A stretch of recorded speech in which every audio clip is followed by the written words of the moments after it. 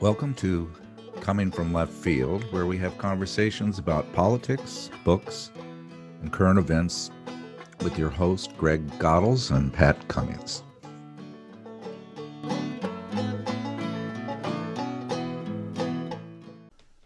When I think of past influential leaders on the left, names like Rosa Luxemburg, W.E. Du Bois, and Paul Robeson come to mind.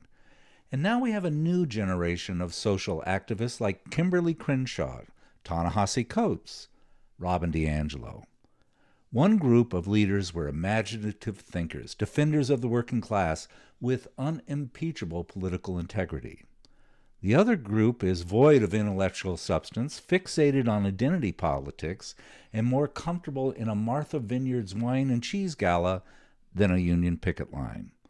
Our guest today has some observations on this topic. Let's discuss. Well, warm greetings. We are excited to have Norman Finkelstein on our podcast today, who is a very prominent political scientist known for his writings about the Middle East. And his new book is a bit of a departure from this. And it is, I'll burn that bridge when I get to it. Heretical Thoughts on Identity Politics, Cancel Culture, and Academic Freedom.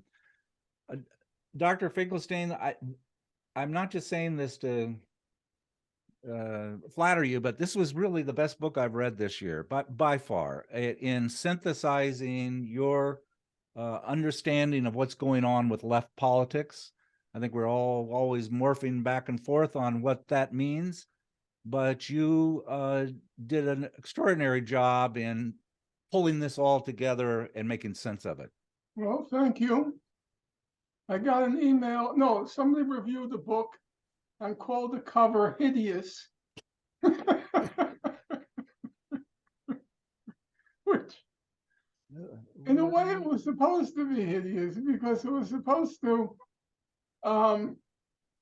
signal to the reader that this is not going to be another dry academic tome, that there is a humor to it, there's mockery, because this whole woke culture is so completely insane and so contemptible that I didn't want a serious cover, because the topics I'm talking about, they have obviously a serious content, but woke culture itself is just, to quote that reviewer of my book, it's just hideous. So it merited a hideous cover. Well, I'm celebrating that with my virtual background is Seinfeld's apartment in New York, so that'll maybe that'll help a little bit. Yeah, it's fun. It's funny. It's a very funny book, and it's anyway. It really helped me realize that I'm not crazy. I'm not the only one. That the politics of what we're dealing with now is a little bit off plumb and needs some correction. So if I were to summarize one aspect of the book, basically there are two lefts nowadays. For lack of a better term, I would say there's the real left and the counterfeit left. The real left has a long tradition, and most people, at least for my generation, they situate themselves somewhere in that tradition, which was called the tradition of socialism and anarchism. Even anarchism wasn't really distinct. It wasn't a distinct trajectory from socialism. I remember my old mentor, who I could somehow count as a friend, Paul Sweezy, the great Marxist economist. He once commented, let's face it, there's not much difference between anarchism and socialism. As to the goal, the difference is the means. And so there is that long tradition, and virtually any person who called himself a leftist back then situated themselves within that socialist, communist, anarchist, anarcho-syndicalist tradition. Somewhere they locate themselves in that tradition. And the most recent manifestation of that tradition was, of course, the Bernie Sanders candidacy. He himself calls himself a democratic socialist. He didn't in the interests of trying to become quote unquote popular. He didn't repudiate that title.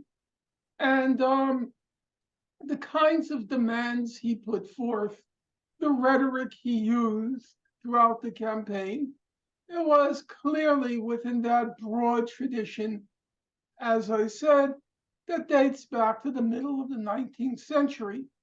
And then there's this newfangled thing called identity politics, which, as it happens, had a role in the history of the socialist movement, communist movement, namely the socialist communist movement, excuse me, always recognized that there were certain what they called questions: the woman question, the Negro question, the Jewish question. Jewish question, and then more broadly, the national question. That these questions were not easily reducible to what was called the social or the class question. Obviously, if you were a socialist, a communist, an anarcho-syndicalist, the key issue was the class question, the social question. But then there were these other, you can call them ancillary questions, and their exact relationship to the class question and the exact relationship to the objective, namely socialism or communism, was never easily theorized. Now, what woke politics is, it's the old questions, Negro, Jewish, woman, national. Nowadays, obviously, they would have added on the gay lesbian question. That would be, it falls roughly in the same category as the historical questions. But what woke politics does is it plucks the identity questions and lops off the class question. The class question, if you read the literature on this by these woke quote unquote theorists, they have lopped off the class question, except for a couple of throwaway phrases about capitalism, and they have elevated to the first place the identity question, and their only concern with class is very simple. They want equal representation for all the identities in the ruling class. That's their objective, to make sure that each and every one of the infinite regression of quote unquote identities will have a seat or a placemat at the master's table. That's it. And that's not, listen, anybody can call themselves a leftist, anybody can call themselves a radical.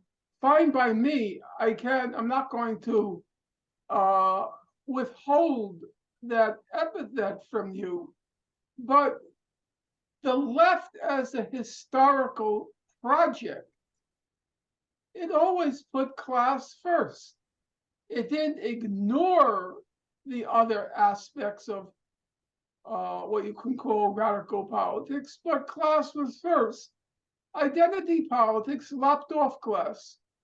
And the spokespersons, the proponents, the high priests and priestesses of woke politics, they're making a killing financially.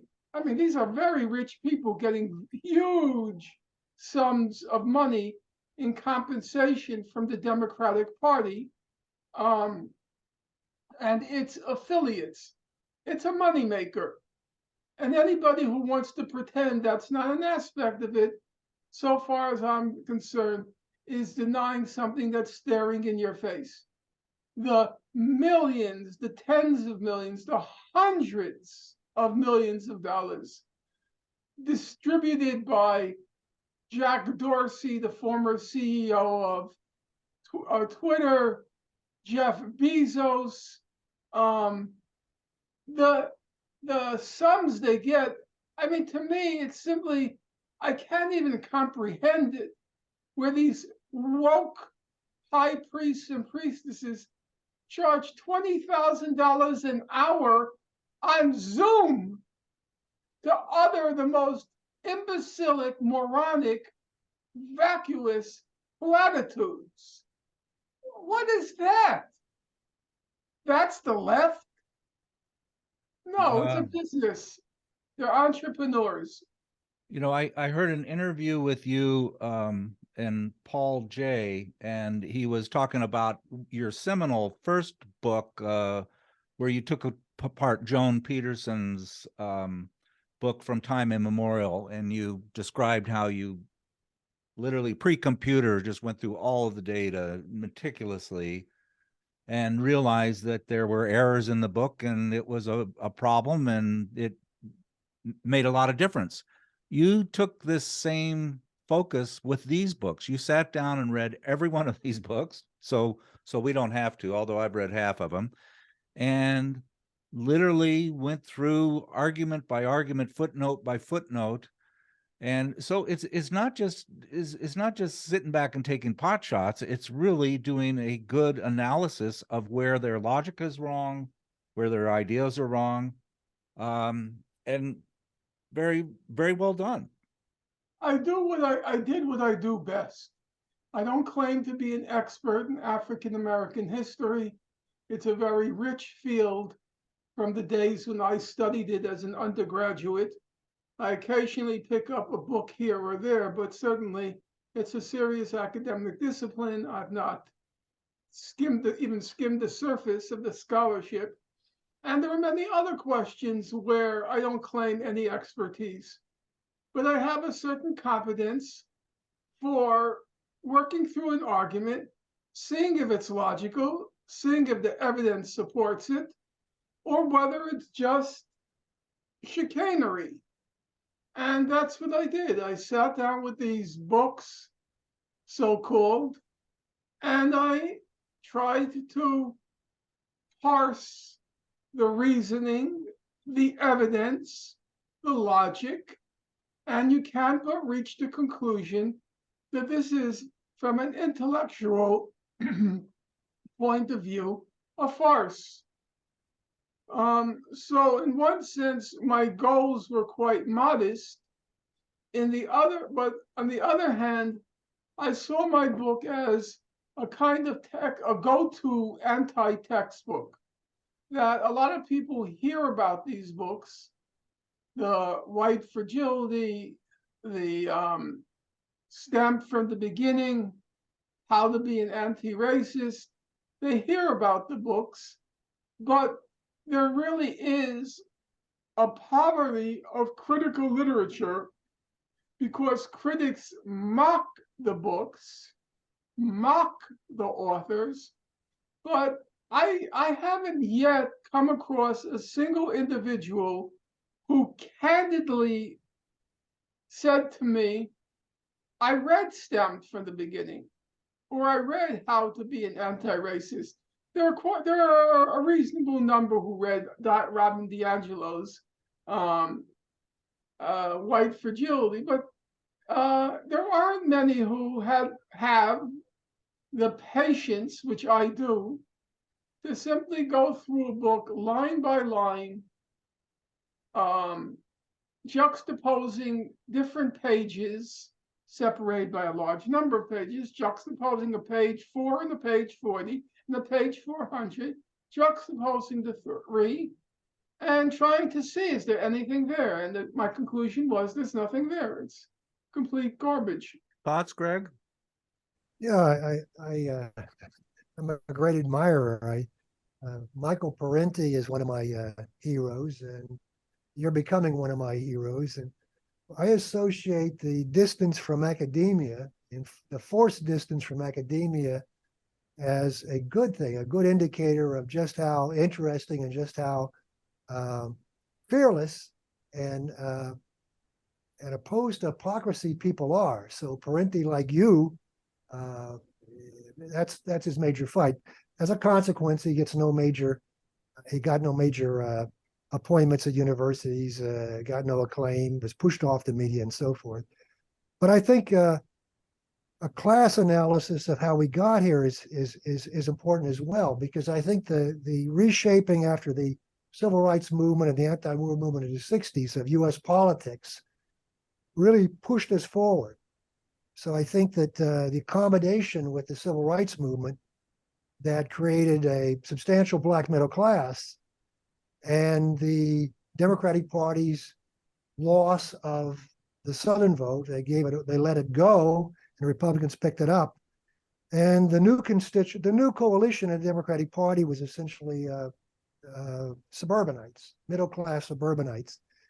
And these notions of anti-racism, these notions of pro-feminism, of pro-gay rights, fit perfectly with that Democratic Party new coalition.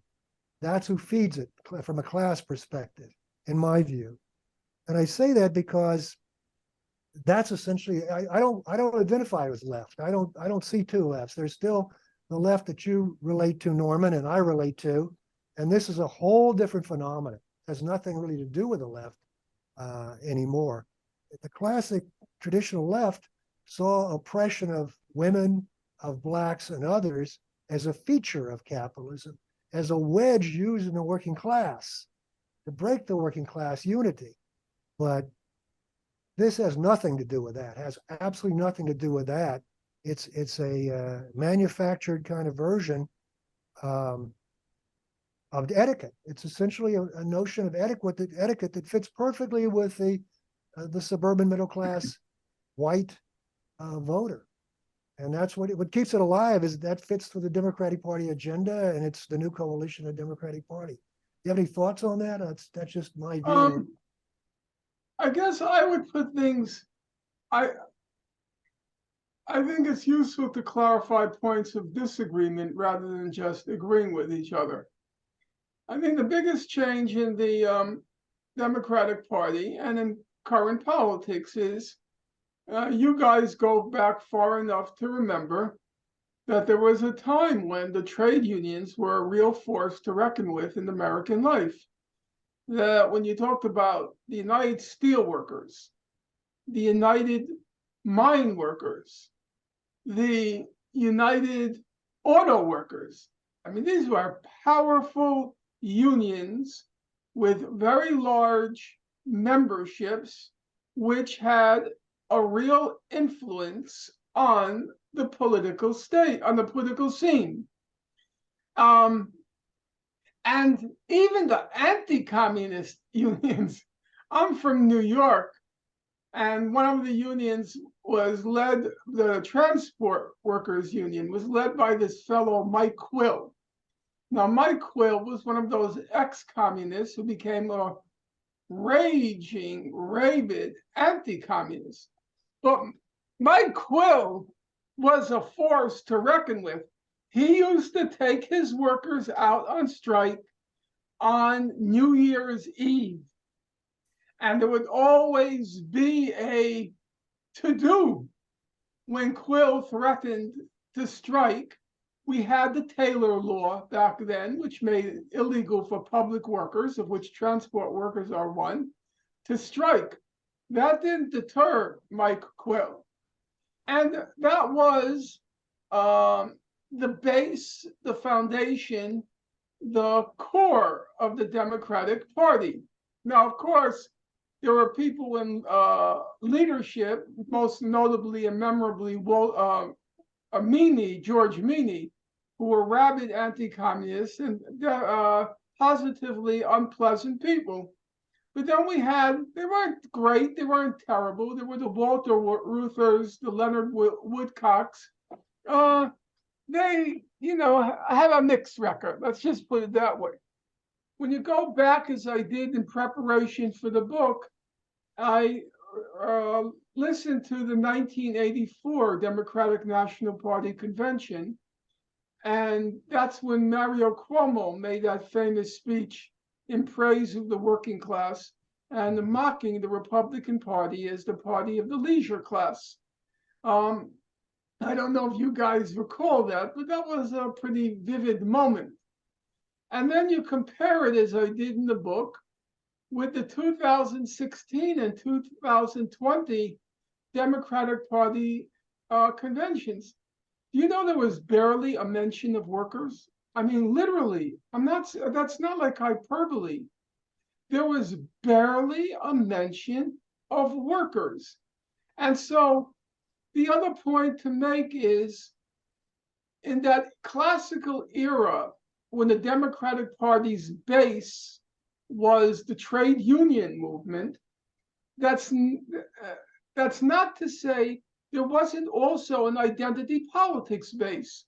Minorities, beginning with FDR, minorities gravitated to the Democratic Party. It was seen as a safe haven because it was the party of immigrants.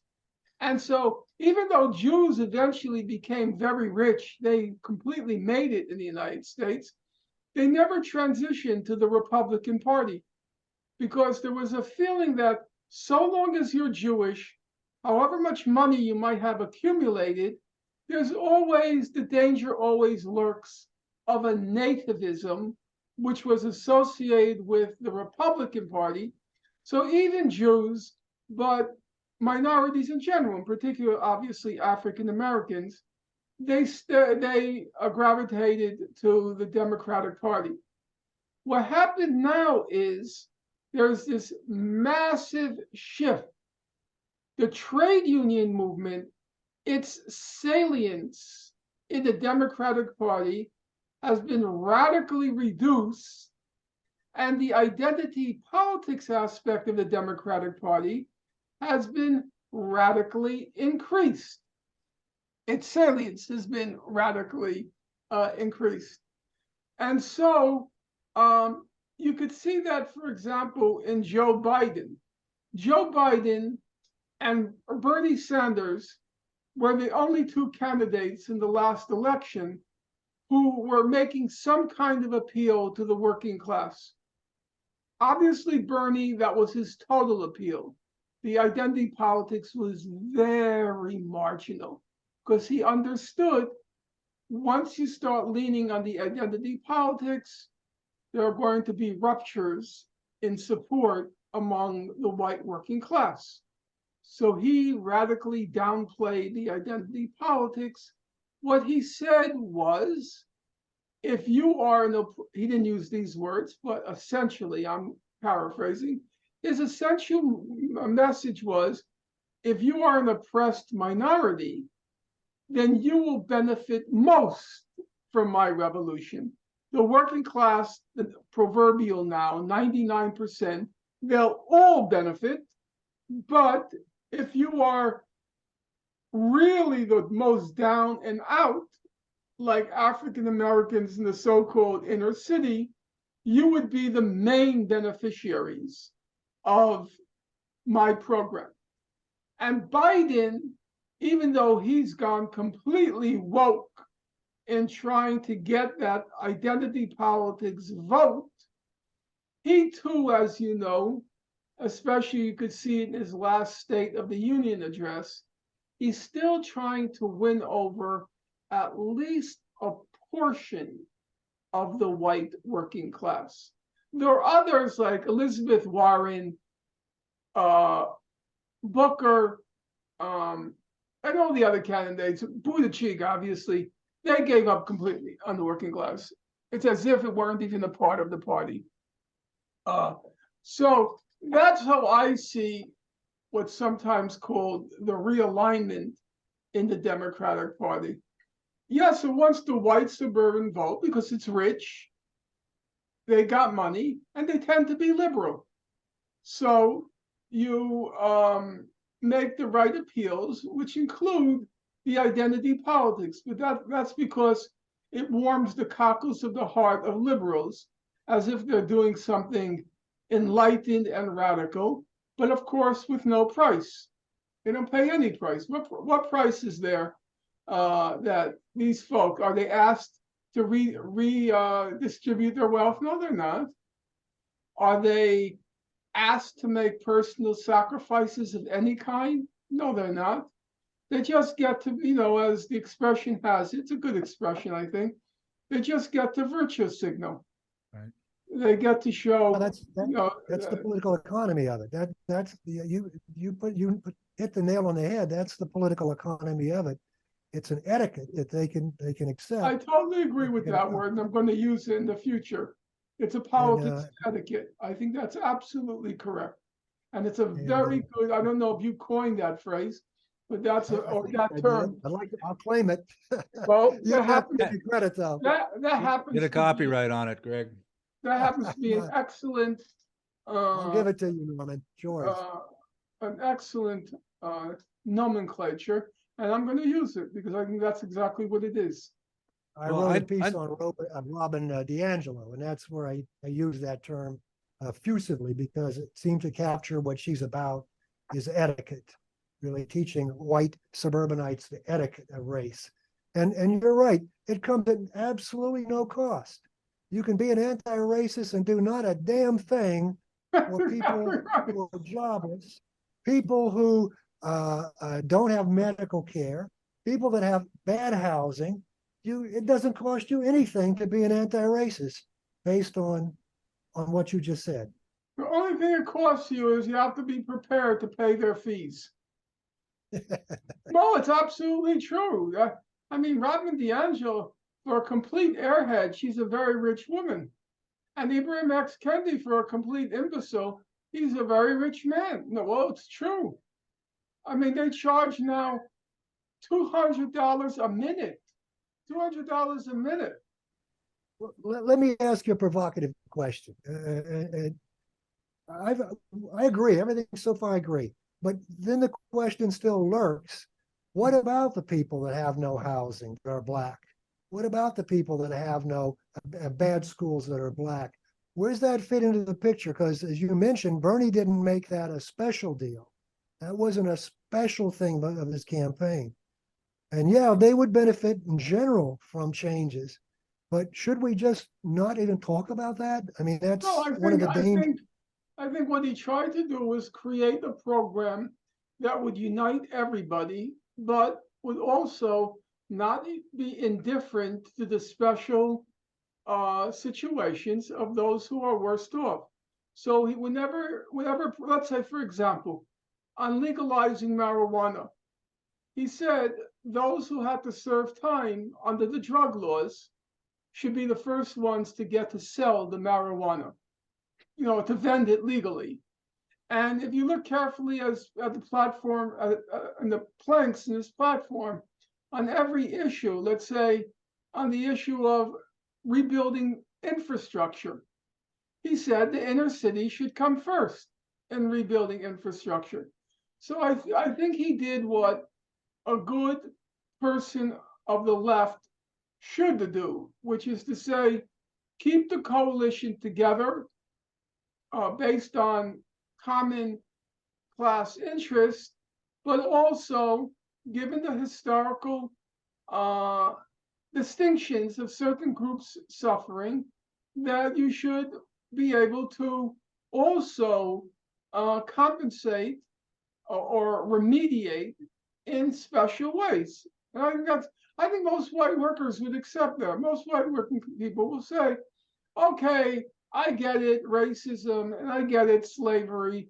So if we're all going to get something, yes, those who were shafted historically, maybe they should get a little more. I think most white people would accept that. What they won't accept is putting them in the basket of deplorables, right, and tell them that they're all rednecks, they're all backward, they're all stupid. That part they won't accept. And guess what? I'm with them. Right. I'm with them. I quoted Bernie Sanders in the book as saying, yes, there is a problem among liberal elites that they think they're so much better. you know? You know, So, going back to 2016, two miles north of here is a middle school, and we have caucuses. And I remember going to the caucus with Bernie, and you couldn't get parking. It was a phenomenon like I'd never seen before. He filled the Tacoma Dome on a couple of days' notice, look, literally filled it. there And is no question in my mind that the Bernie Sanders campaign marked a milestone in the history of the American left. right, No question about that. And I will, to the last, argue with anyone who says he was a fraud, he was a fake, we were duped, we were deceived. No, it's not true. And for the very reason that you just described, the fact that he was able to bring out masses of people on a class program, which had not happened in the United States since the 1930s. Nearly a century had passed before a phenomenon like that appeared on the American political stage. So I have no problem defending that record and defending his achievement. However, we have to be clear because we have to learn from the past. We can't just praise our role or praise in general the past. We have to learn from it. There were real limits to the Bernie Sanders candidacy. The Bernie Sanders candidacy started as two prongs. One was what was a primary election campaign, and the other was what he called the revolution. The primary campaign came to an end when he conceded defeat and endorsed Joe Biden. Even if he had done that, the second prong of his campaign, his announced campaign, the revolution, didn't have to die.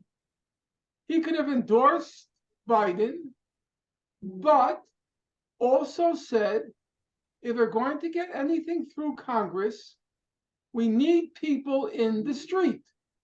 It's impossible for a handful of people called the squad to get anything through that's substantive and meaningful unless those very same tens of thousands of people who showed up at his rallies, unless they coalesced, went to Washington, or in their neighborhoods simultaneously committed mass civil disobedience, pressured their representatives around a series of demands. In the absence of what he called the revolution, plainly nothing was going to happen. So Bernie was at a crossroads when Biden was elected. He had two choices. Choice number one was keep the revolution alive and call out the masses of people to demonstrate, to commit civil disobedience until we get this program through, or at least a couple of prongs of the program through. The second choice was Bernie was going to be the left voice in Biden's ear. He was going to whisper to him, Joe, you promised to do this. Joe, you promised to do that. Don't let us down. Don't let down the people. Don't let down my constituents. Bernie chose the second. He knew that if he persisted with the revolution, that Chuck Schumer, Nancy Pelosi, Joe Biden, they would discard him. He's not going to get near power. He's going to be back to the gadfly senator from Vermont. He won't have the ears of power. And so he decided to be the voice of the left inside the inner sanctums of the Democratic Party. And of course, nothing really meaningful came of the whole Bernie phenomenon. There was a possibility I have to say, I don't want to use the strong word, betrayed it. I would say, let's call it, he didn't follow through on it. Right. You're being kind, I think. You're being kind to Bernie. Look, Bernie is Bernie. You know, a lot of people said at the time, and it was true, a lot of people said at the time, Bernie grew the movement, but the movement also grew Bernie. He became a real historical figure because of the movement.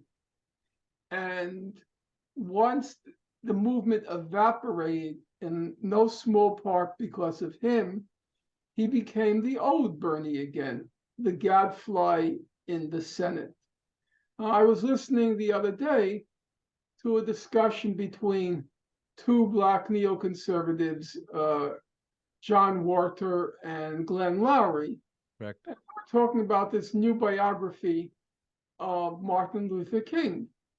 It was actually an interesting discussion because McWhorter made the point, when you read the new biography, you can't quite figure out how did King, a pretty ordinary, undistinguished individual, how did he become that historical figure who one cannot but be tremendously inspired by? How did that happen? Because they say, you read his biography, he wasn't a great student. He was from a middle class, what's called back then, Black bourgeoisie background.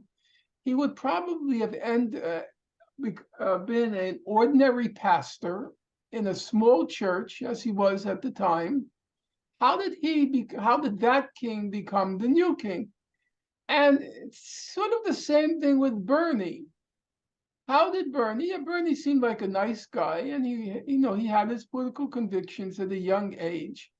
But how did he become the Bernie who went on national television and was calling out the corrupt big pharma, the corrupt 1%, our corrupt system, and really,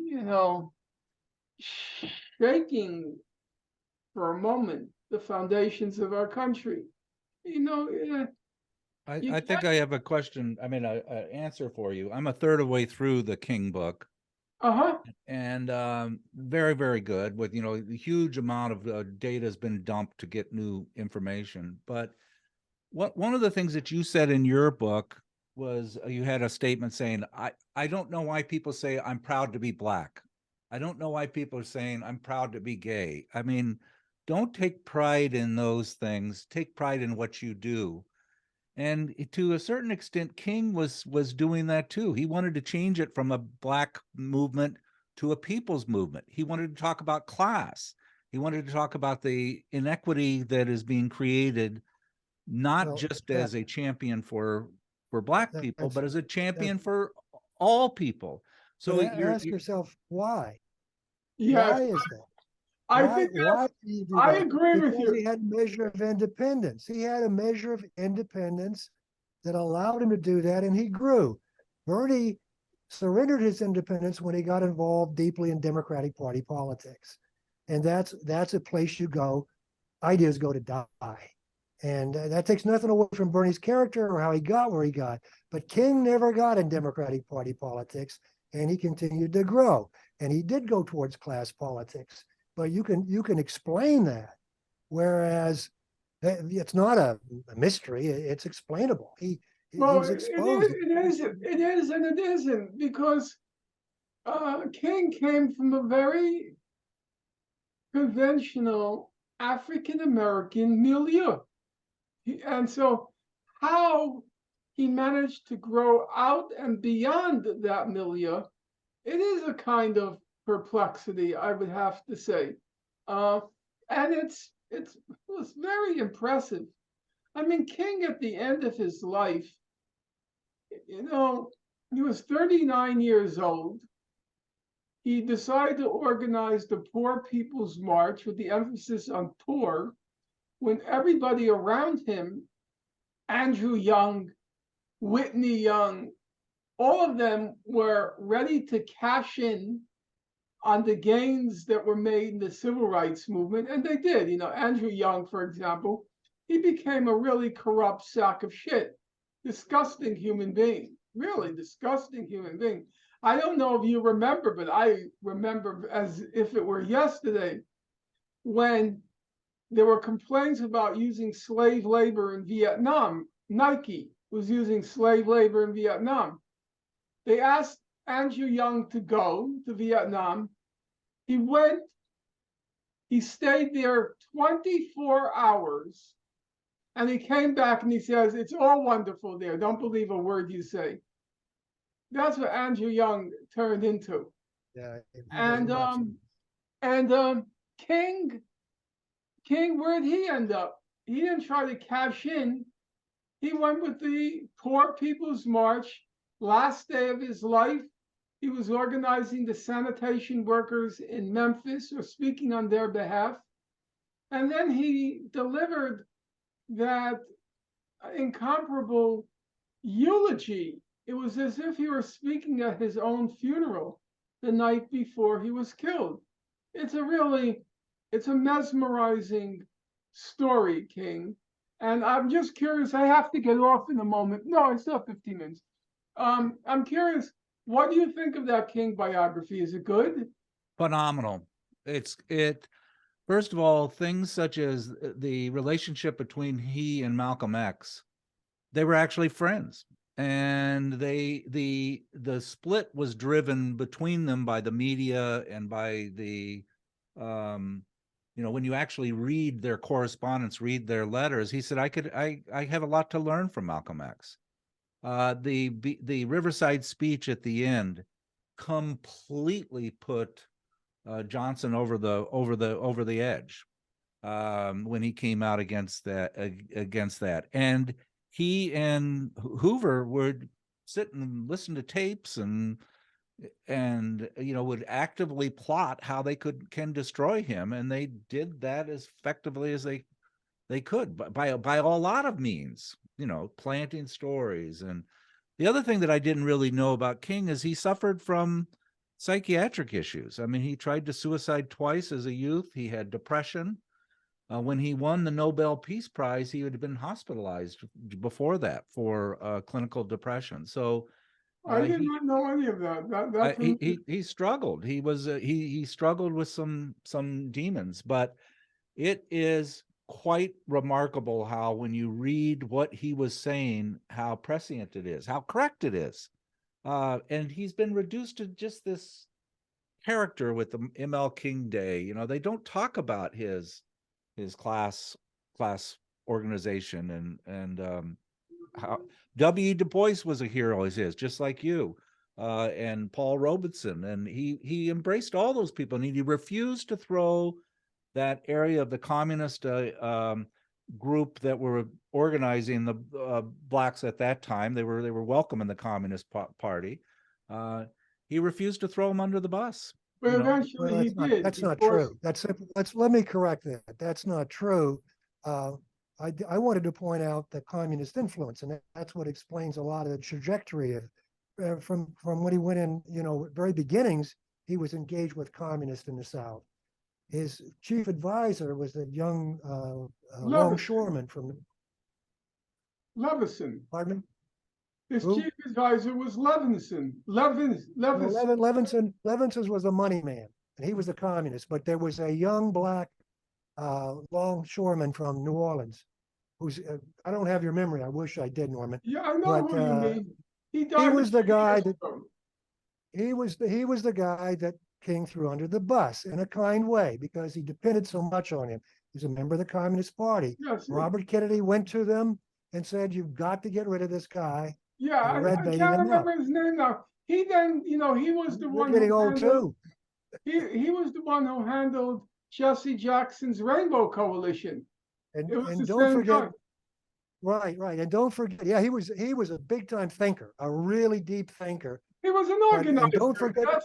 don't forget Freedom Ways. Don't forget the Freedom Ways banquet, which I'll bet you that the biography doesn't cover. That's where he talked about Pablo Picasso, Pablo Neruda, and communist, and W. Du Bois. And he said they're communist. And that was his anti-communism lecture. And so that was always a part of that struggle. He wasn't a limp middle-class liberal. There was more to it than that. And I think that explains a lot of that trajectory that we're puzzling over. Now you got me. We're trying to remember what's the name of that guy who Kennedy got rid of. I'm embarrassed. I'm embarrassed. I can't remember. Yeah, but he then became the chief organizer for the Rainbow Coalition. But his name just slips my mind. In any case, in the biography, is Paul Robeson mentioned? I haven't read the whole thing, but Paul Robeson is, he definitely talks a lot about W. Du Bois. Yeah, Du Bois I know, but Robeson was not invited to the March on Washington. Well, he was thrown under the bus, but that I'm not so sure that was by King as much as it was everybody. He was crushed by Norman, forces Norman, that were. What? Go Norman, ahead, I Greg. got to tell you this before. I know you have to get off, but I want to make sure I tell you this before you get off. I watched the Glenn Laurie interview with you, and I don't watch podcasts, but I watched almost the entire thing. But I must say, when you talked about Robeson and Robeson going to Spain and singing before the Welsh miners and so forth, and Laurie was good enough to put these visuals up in the interview. It was extremely moving. Extremely. You know moving. what? Listen to what I say. That was the part of the interview that I liked the most. That I got to present to a new generation, for those who watch it, the life of Robeson, the sacrifices he made, and I made my tiny little contribution to him, not me, to him being remembered. And in that interview, they also posted a picture of Rosa Luxemburg. Yes. And I can assure you that's the first and the last time you'll see Rosa Luxemburg's picture in the Glenn Lowry podcast. I was very happy about that. I felt in my tiny little way, I enabled Robeson's memory and his legacy to live on. So I'm glad you mentioned that. Yes, it was when I actually watched it and I saw they found the pictures. I was very, very pleased. Compare and contrast Red Rosa with, this is a confession. Raise your hand if you had Angela Davis's poster in your. I did. I gave out Angela Davis Christmas. All three of us had Angela Davis's poster in their dorm room. I gave out Angela Davis Christmas cards in 1970. All my friends thought I was completely crazy. And you did, what'd you say, Greg? You did security for her? Or? I did security for her in Pittsburgh. I had breakfast with her. I was awestruck by her. I mean, absolutely awestruck. And I was involved in the National Alliance. She was impressive. She's brilliant, very bright, good philosopher. Very bright woman, and she had a lot of raw physical courage. No question in my mind about it. I'm sorry how she ended up. She became a mascot for woke politics. Yeah. I think it's a very sad thing what happened. You can have breakfast with her now, Greg. You just have to pay a couple $1,000s to get on Martha's Vineyard. Not a couple of thousand. She charges between $35,000 and $50,000. Oh my God! Whoa! Oh yeah. Well, there you go. I think that sums things up pretty well. She was invited by a friend of mine at Harvard to speak on the issue of Black and Palestinian unity, their common problems and so forth. She said she'll come for $35,000. Oh God! My friend said solidarity forever. Unreal. How's your book doing? How's it going? Look, it's an uphill battle. First of all, it's a book. It was pitched to the younger generation, you know. So first of all, the younger generation doesn't read anything longer than a tweet. So that already was a problem. And secondly, large parts of the book rub a lot of people the wrong way. So, in a word, look, I conceived the book, as I said, as a kind of anti-textbook. That when people hear about woke politics and they hear about Ibram X. Kendi and they hear about this and that, somebody will say, hey, you should check out what Finkelstein had to write. And so now they'll have like a little encyclopedia where they can go over, a one-volume encyclopedia, where they can go over and, you know, from my point of view, they'll get the lowdown, the truth about these hucksters and fakers, these soothsayers. So in that respect, the book will be out there and people can refer to it. Is it a big seller? No. Has the sales been disappointing? Yes. Am I shocked? No. Well, thank you so much for being with us. Well, I'm glad you told me about. I was not going to get the King biography, but now on your recommendation, I'll go and read it. I'll tell you another one too. Is this book, Silent Coup? Are you familiar with this book? I heard the title. Well, who is it by? It is by Matthew Kennard, which back when the Daily Bruin, he wrote an article when he. Yes, I know Matthew Kennard. He's wonderful. He's wonderful, and this is a new book that's exposing that legal apparatus that's surrounding all the developing nations that kind of keeps them. Keeps them. I definitely remember his name. Yeah, it's remarkable. I'm trying to I think he was a friend of mine at some point. He wrote when he was a student, and when you got in your hissy fit with Dershowitz, he went and did a study of the efficacy of your complaints against him. He was a student, and he wrote this thing in favor and said, you're absolutely right. You know, that he was relying on the footnotes of the book that had been debunked. And I don't have clear memories of it. I'm sorry. But okay, nice meeting you guys, and best of luck to both of you. Thank you.